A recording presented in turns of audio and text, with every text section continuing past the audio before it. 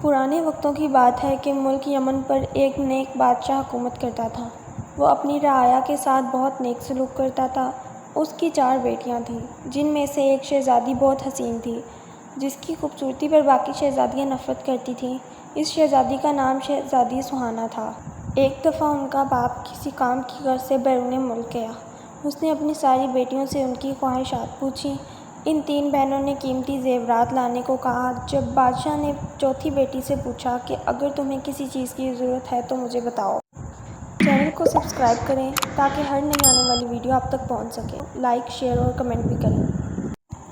شہزادی سہانا نے کہا، مجھے ایک گلاب کا پھول چاہیے۔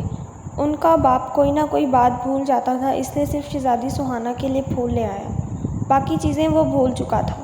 جب وہ گھر آیا تو شہزادیاں دروازے پر کھڑی اپنے باپ کا انتظار کر رہی تھیں۔ جب ان کا باپ آیا تو صرف ایک پھول کے علاوہ اس کے پاس کوئی چیز نہ تھی۔ شہزادیوں نے اپنے باپ کو برا بھلا کہہ کر باپ کی نافرمانی کی۔ یہ سب سن کر بادشاہ کو اپنی تربیت پر بہت افسوس ہوا اور اس کی آنکھیں نم ہو گئیں اور وہ دل ہی دل میں کرنے لگا۔ یہ سب دیکھ کر شہزادی سہانا کو بہت برا لگا۔ شہزادی سہانا کمرے میں جا کر رونے لگی۔ اس کا باپ کمرے میں آیا، اس کا پھول اسے دے دیا۔ بادشاہ نے کہا، دنیا میں سب سے زیادہ قیمتی چیز والدین کی خدمت ہے۔ چنانچہ جب بادشاہ دوسری مرتبہ بیرون ملک گیا تو سب نے اپنی اپنی چیزیں لانے کے لیے کہا، مگر شہزادی سہانا اس پر خاموش رہی۔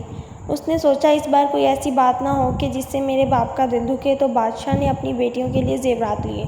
راستے میں ایک جنگل تھا۔ بادشاہ اس جنگل میں گزر رہا تھا تو اس نے درخت پر بیٹھے ایک چمگادڑ کو دیکھا۔ وہ چمگادڑ اصل میں ایک خوفناک جن تھا۔ اس نے بادشاہ کو قید کر لیا۔ ایک شہزادہ یہ سارا منظر دیکھ رہا تھا۔ اس نے اپنی تیز دھار تلوار نکالی اور چمگادڑ کی گردن پر دے ماری۔ چمگادڑ اسی وقت مر گیا۔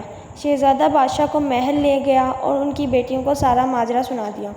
شہزادیاں اپنے باپ کے پاس آئیں اور اپنے باپ سے نافرمانی پر معافی مانگی۔ بادشاہ نے اس وقت اپنی ساری بیٹیوں میں سے سہانا پر فخر کیا، محسوس کیا اور اپنی ساری بیٹیوں کو گلے لگا لیا۔